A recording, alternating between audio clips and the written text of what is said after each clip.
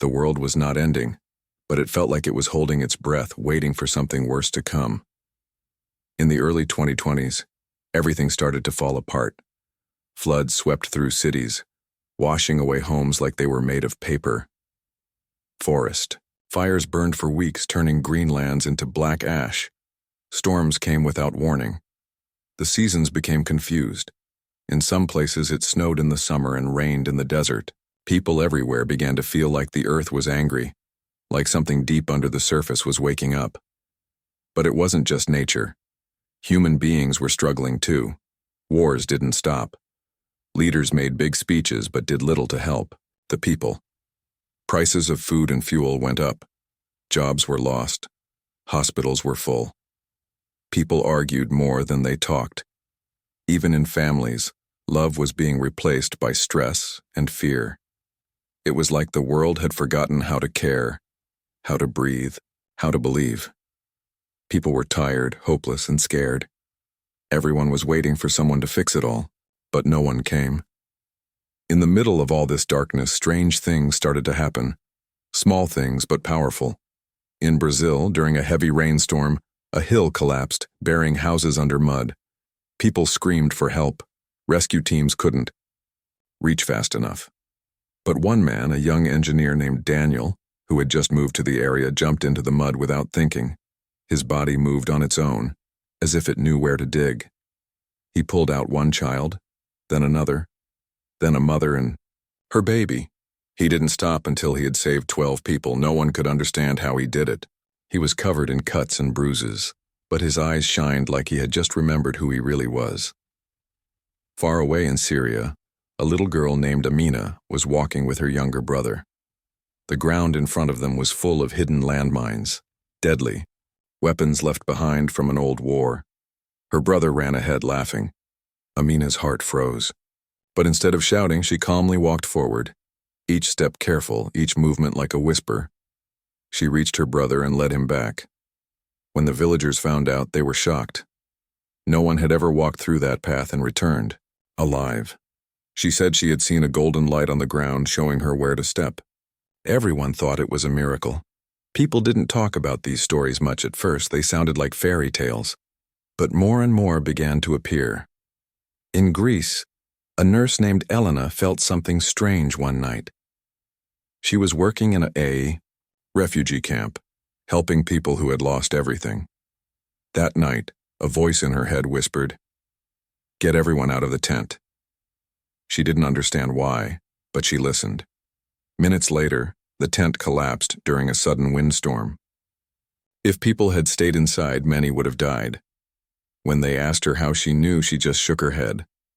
"I felt it," she said, "like something inside me warned me." In Japan, a fisherman named Haruto began predicting earthquakes. He wasn't a scientist. He had never studied geology. But every time he felt a certain pressure in his chest, he knew something was coming. He told his neighbors to leave the village 3 times in 1 year. Each time an earthquake came within hours. They called him mad at first, then they started listening. In Kenya, a blind teacher named Baraka sat alone in his classroom one afternoon. He picked up a piece of chalk and began to draw on the board. He drew ancient symbols, shapes, and lines. No one had taught him. The school headmaster saw them and was stunned. They were the same symbols found in a cave thousands of years old, far away in Ethiopia. How did a blind man who had never traveled draw something so old, so powerful? Baraka smiled and said, "They were in my dreams. I just remembered them." People began whispering about these strange events. On social media, small groups started sharing stories. A child lifted a car to save her father. A woman swam for 5 hours through freezing water to rescue strangers from a sinking boat. A boy calmed a violent crowd with just his voice. These weren't superheroes from movies. These were real people, often poor, often forgotten. But something inside them had changed. They weren't stronger than others, they were just awake. Old legends from different cultures started to return.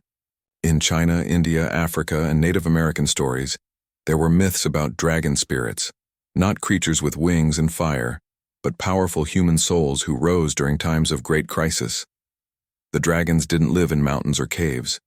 They lived inside people who were brave enough to act, even when it was dangerous, even when they were scared. Most people laughed at these stories. Dragons? Spirits? What nonsense, they said. But others felt something stir in their hearts. Could it be true? Could these legends be more than myths? Could the dragons be waking again? Elena, the nurse from Greece, started having dreams. Of fire, not the kind that burns, but the kind that lights a path. She saw people connected by invisible threads, moving together like one heart. In her dreams, she walked through a city on fire, and everywhere she touched, flowers grew. When she woke up, she felt stronger than ever. She started keeping a journal, writing down everything she saw and felt. One day, she found a symbol on a wall near her camp, the same symbol the blind teacher in Kenya had drawn. None of these people knew each other.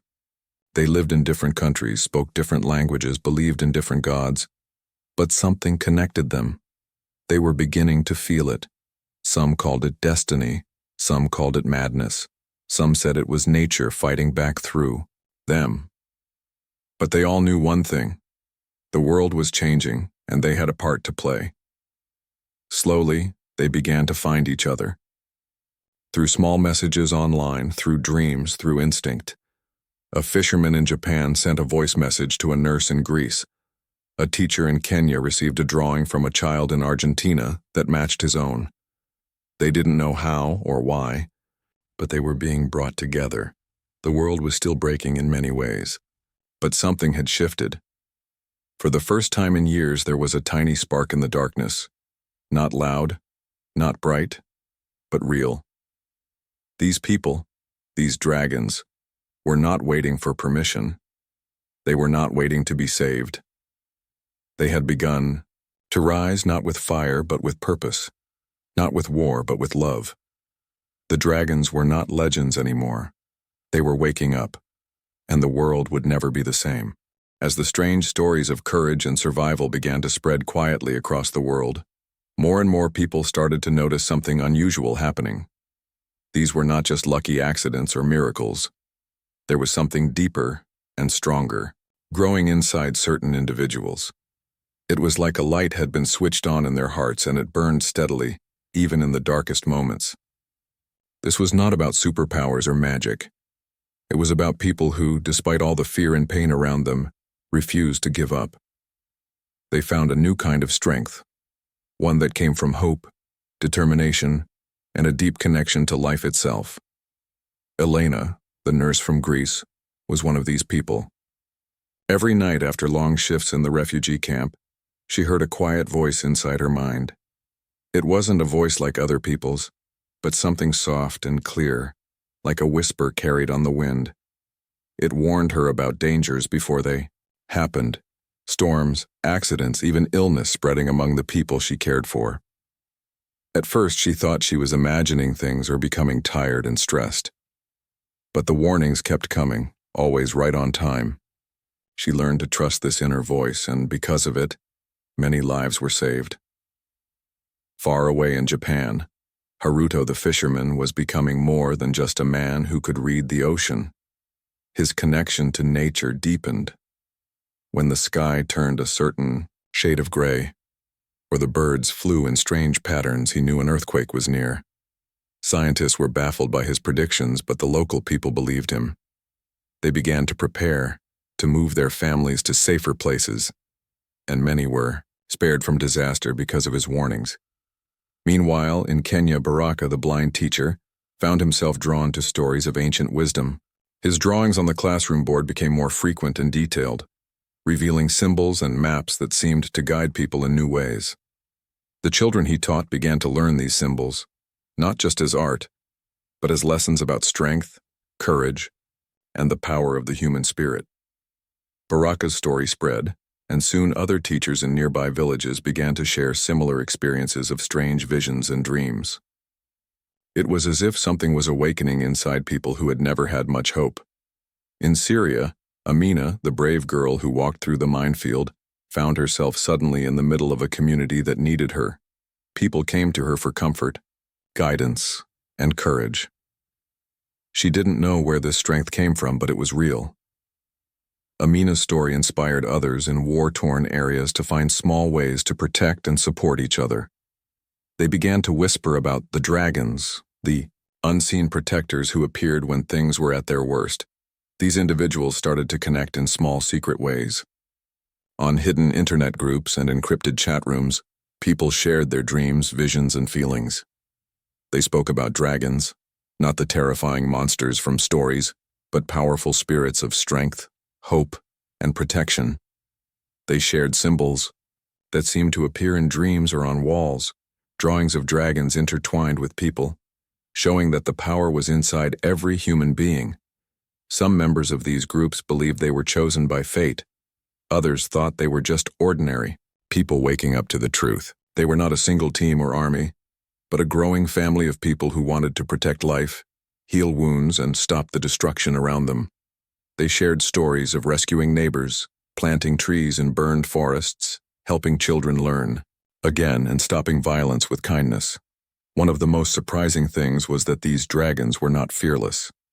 They felt fear and pain just like everyone else, but what made them different was their choice to act despite fear. Elena often thought about this. She remembered the times she was scared, alone, and unsure if she could save anyone at all, but she did it anyway. That choice to keep going was the fire that burned inside her. Governments and authorities did not understand this new movement. Many saw the stories as dangerous or foolish. Some called these people fanatics or cult members. Elena had to go into hiding because officials accused her of spreading false hope. Haruto was questioned by scientists who wanted to know how he predicted earthquakes. Baraka's school was watched by local leaders who worried about the power of his drawings and lessons. But the dragons did not fight with anger or weapons. Their strength was quiet, steady, and kind. They began to realize that their power was connected to something larger than themselves. It was as if the earth itself was speaking through them, asking for help. The dragons understood that they were not separate from the world but part of it, and that their courage could inspire others to stand up and care again. It was a message passed quietly from one person to another. We can still save our home. People outside these groups began to notice the change too. In cities and villages, ordinary people started to act differently. Strangers helped each other without expecting anything in return. Communities organized cleanups, planted gardens, and shared food. Children learned stories about dragons who were brave, kind, and strong, not as fairy tales, but as real examples of how people could live. These small acts of hope spread like a quiet fire. Even in places torn apart by war, people found ways to rebuild. The stories of dragons walking through danger inspired soldiers to lay down their weapons, neighbors to forgive old enemies, and families to protect their children with new hope. It was not an easy journey. There were still losses, still pain. But the dragon's fire was growing. Elena often thought about how these dragons were different from the heroes in stories and movies. They did not wear armor or carry swords. They did not have glowing eyes or superpowers. Their power was simple: love for life and the courage to act when no one else would. It was a power anyone could have if they chose to find it inside themselves. The dragons began to communicate through symbols and stories, ancient and new.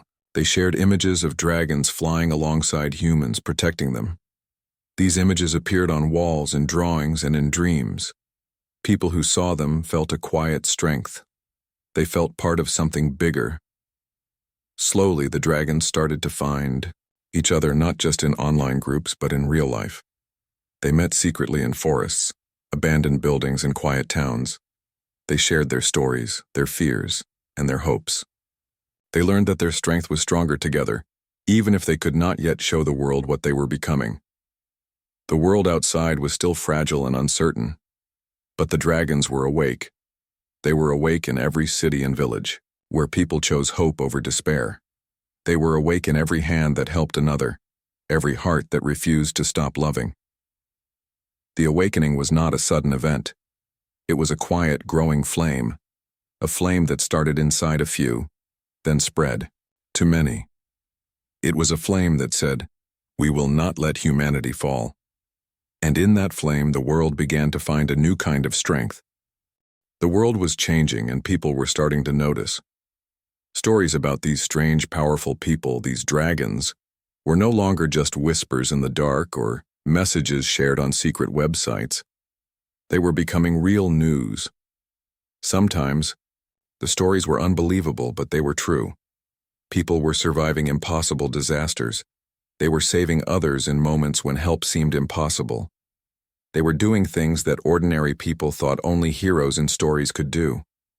The dragons were waking, and the world could no longer ignore them. Elena, the nurse from Greece, had become a symbol of hope for many refugees. But her courage came at a cost. The government officials watching her grew suspicious. They did not like her saving people without their permission, especially when she spoke about these strange dreams and warnings. They called her a troublemaker, a liar, even a saboteur. Elena was forced to go into hiding. She moved from place to place, always careful, always watching. But even in hiding, she continued to help those in need. She became a quiet force of healing and strength. Haruto, the fisherman in Japan, faced a different kind of pressure.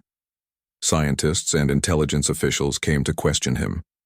They wanted to know how he could predict earthquakes without any special instruments or training. Some thought he might be hiding secret knowledge. Others suspected he might be part of a dangerous group. Haruto refused to explain more than that he simply listened to the ocean and the world around him. The officials grew impatient and arrested him for questioning. But Haruto's calm and peaceful nature made even his captors uneasy. They couldn't find any evidence against him. Still, the fear of these dragons grew in powerful circles. Meanwhile, in Kenya, Baraka's school became a center of curiosity and worry. The symbols he drew, once mysterious, began to spread to other schools. Children learned the signs of courage and resilience. But some adults feared the power these teachings gave to the young. They warned Baraka to stop. The blind teacher refused. "Knowledge is not dangerous," he said. "Fear is." He continued to teach quietly, inspiring a new generation to stand strong in the face of hardship. The world outside was growing more chaotic. Governments struggled to keep control. Some saw the dragons as a threat to their power. They spread rumors about secret cults and dangerous groups working against the state. Some groups started hunting those who showed signs of the dragon's strength. People were arrested, threatened, or forced to disappear. Fear grew. Many dragons learned to hide their powers, to walk in silence, and to protect their identities. But no matter how much they were hunted, they could not be stopped. The dragon's power was not in weapons or armies. It was in healing, protection, and courage. When a child fell into a raging river in Argentina during a violent storm, a stranger appeared and saved the child. The stranger disappeared before anyone could thank him. Security cameras showed a faint light around the man, but no one could explain who he was. Stories like these spread fast. People started to believe that the dragons were real, and that they moved quietly to protect humanity. In war zones, in cities broken by disaster, the dragons worked without recognition. They healed wounds, rebuilt homes, and stopped violence with peaceful words. They reminded people that hope was still possible even when the world seemed lost. In places where no one else dared to go, the dragons showed up. This new power frightened many. Governments and armies, used to controlling people with force, did not understand this quiet strength. They tried to fight it by spreading fear and lies. But the dragons did not answer with violence. They answered with kindness, patience, and unwavering courage. Their power grew in the hearts of those who saw them and believed. The dragons inspired others to stand up. Ordinary people began to find their own courage. They helped neighbors, cared for the sick, and protected the weak. The dragon's flame was spreading, lighting the way for millions. It was a silent revolution of the spirit. Elena, even in hiding, became a leader for many. She spoke through messages shared secretly, encouraging others to trust their inner strength. Haruto, once imprisoned, was quietly released. He returned to his village and continued to listen to the world, warning people of danger with calm certainty. Baraka's lessons became part of secret schools, teaching children to find strength in their hearts and minds. The dragons were not perfect. They struggled with doubt, fear, and pain like everyone else, but their courage to keep going made them different. They showed the world a new way to fight, not with weapons, but with hope. People everywhere began to change. The news spoke less about wars and disasters and more about stories of survival and kindness. Communities that were broken started to heal. People remembered that even in the darkest times, light could grow. The dragon's story was just beginning. The world was still dangerous and uncertain, but the dragons had started to rise. They were not loud or proud. They did not seek fame or power. They simply lived their truth, protecting, healing, and loving. And with every act of courage, the dragon's fire burned brighter. They were awakening a new spirit in humanity, one that refused to fall. This fire was not just theirs, it was everyone's, and it was unstoppable. The dragons were no longer just stories or secret heroes working quietly in the shadows. Their presence was growing stronger, and the world could feel it. People were waking up to the fact that something big was happening. Not a war or disaster, but a movement of courage and change that could not be stopped. The dragons were becoming a symbol of hope for many, and their power was spreading across the globe like wildfire. In small villages and big cities, people began to talk about the dragons openly. It was no longer just about saving lives during disasters or fighting against fear. The dragons had started to change the way people lived, the way they treated each other, and even the way they thought about their future. They showed that kindness and courage could be more powerful than weapons and fear. Elena, even though she was hiding from the government, found ways to reach out to others. She used secret messages and trusted friends to share her knowledge and dreams. She told people that the dragons were not only about survival, they were about creating a better world. Her words inspired many to believe that they could make a difference. People began to organize themselves in communities, helping each other grow stronger together. They planted gardens, cleaned streets, built shelters, and cared for the sick. These acts of kindness became small flames, joining together to create a larger fire of hope. Haruto returned to his village after his release, but he was not the same fisherman he had been before. His connection to nature had deepened even more. He began teaching others how to listen to the signs of the earth, the wind, the birds, the changes in water, and how to prepare for danger without panic. His village became a place of safety and learning, attracting others who wanted to understand this new way of living in harmony with the planet. Baraka continued his work in Kenya, teaching children the ancient symbols and stories that had come to him in dreams. His school became a place of learning not only for reading and writing, but for courage, respect, and unity. The children who studied with Baraka grew up strong, with a deep love for their community and the earth. They were the next generation of dragons ready to face the challenges of their world with open hearts. These stories were not limited to just these three heroes. Around the world, others were waking up too. A woman in Brazil used her voice to calm angry crowds during a protest, turning anger into peaceful action. A man in Canada taught young people to protect forests and wildlife, inspiring a movement to save nature. In India, a group of farmers found new ways to grow food without harming the earth, helping their communities survive drought and hunger. The dragons were connected, but they were also many. They came from different places, cultures, and backgrounds. They spoke different languages and followed different beliefs. But they shared something important, a desire to protect life and make the world better. This connection grew stronger every day. They shared their stories, their dreams, and their wisdom through secret meetings, messages, and sometimes even in public, when it was safe. The world was watching.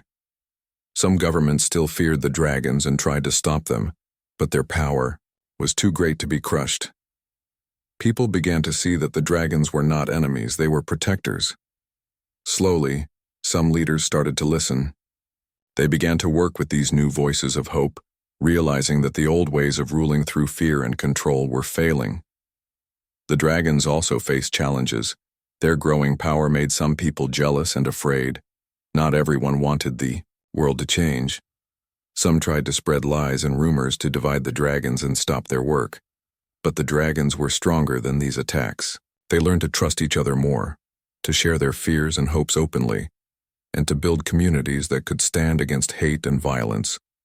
In the midst of this growing movement, the dragons began to understand their true power. It was not in fighting or winning battles. It was in healing wounds, both physical and emotional. It was in teaching others to find their own strength and courage. It was in showing the world that even the smallest act of kindness could change everything. Elena's dreams became clearer. She saw visions of people all over the world holding hands, forming a chain of light that could not be broken. She believed this was the future the dragons were working to create, a world where people cared for each other and the earth, where hope was stronger than fear. Haruto felt the earth's heartbeat more deeply than ever. He believed the dragons were connected to the planet itself, as protectors chosen by nature to keep the balance. He taught others to listen to the earth's voice and to live in harmony with it, not against it. Baraka's lessons grew beyond his school. Teachers in other countries began to use his symbols and stories to inspire courage and respect in their students. Children everywhere started to learn that they were part of something bigger, that they could be dragons too. The dragons were waking up not just in a few people but in the hearts of millions. Their movement was quiet but unstoppable. It was a new kind of power born from love, courage, and a deep connection to life. And as the dragons rose, the world began to change. The air felt lighter, the water clearer, and the people kinder. The fires that once burned with destruction started to burn with warmth and light. The storms still came, but people faced them with hope, not fear. The dragons were not just waking, they were leading the way to a new world. One where humanity would not fall but rise stronger than ever before. The dragons had come a long way from being secret heroes whispered about in quiet corners, to becoming a powerful force of change in the world. Now, their strength was clear for everyone to see. The world was no longer the same place. It was alive with hope, courage, and the promise of a better future. The dragons had awakened not just as individuals, but as a movement that touched the lives of millions. Their story was the story of humanity's true strength, the power to rise, to heal, and to protect. Elena, Haruto, Baraka, and many others had become symbols of this new age. But they never sought fame or glory. Their mission was simple, to remind people that inside each person there is a dragon, a spark of courage and kindness waiting to be awakened. This spark could grow into a flame strong enough to light the darkest places and warm the coldest hearts. Elena's work in the refugee camps continued, but now she was not alone. People from all over the world had heard her message.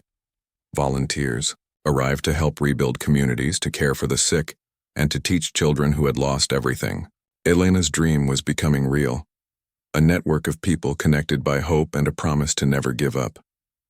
Haruto's village had grown into a place of learning and peace. Scientists who once doubted him now came to listen. They studied how he read the signs of nature and learned to respect the deep knowledge he had shared. Together they found new ways to protect people from disasters. Haruto taught that true power came from listening, not just with ears but with the heart. Baraka's lessons spread even farther.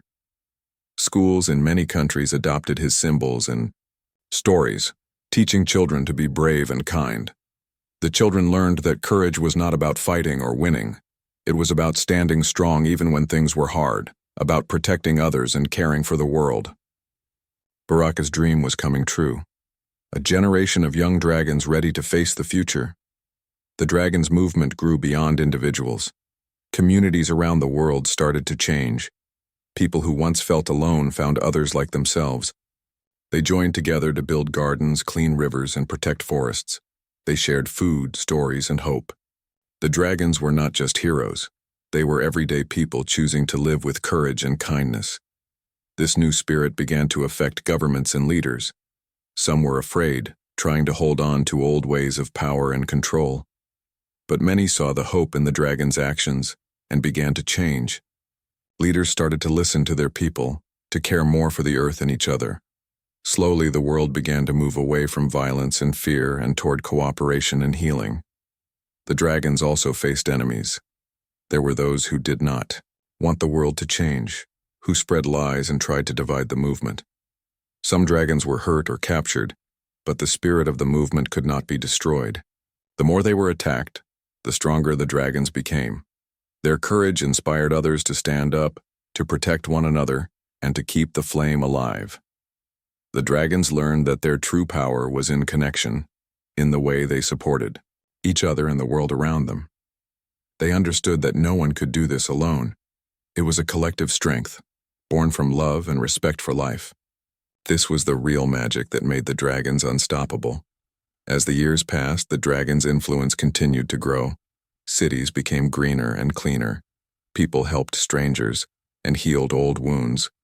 The earth itself seemed to respond, with forests growing, rivers flowing clear, and animals returning to places where they had disappeared. The dragons were not just changing people, they were healing the planet. Elena, Haruto, and Baraka often met in secret, sharing stories and dreams. They knew their work was far from finished, but they also knew that the dragons were no longer a small group. They were millions strong, ready to face whatever challenges came next. Their journey was about more than survival. It was about creating a world where humanity could live in harmony with itself and the earth. The dragons taught the world that courage is not the absence of fear, but the choice to act despite it. They showed that kindness is a powerful weapon against hate. They proved that hope can grow even in the darkest times. Most importantly, they reminded everyone that inside each person is a spark waiting to be lit, a spark that can change the world. The story of the dragons was not the end. It was a new beginning, a beginning of a world where people no longer feared falling because they knew how to rise, a world where every small act of kindness, every moment of courage, built a future full of light. And as the dragons soared through the skies of this new world, their wings carried the dreams of all those who believed in hope, strength, and the unstoppable power of the human spirit.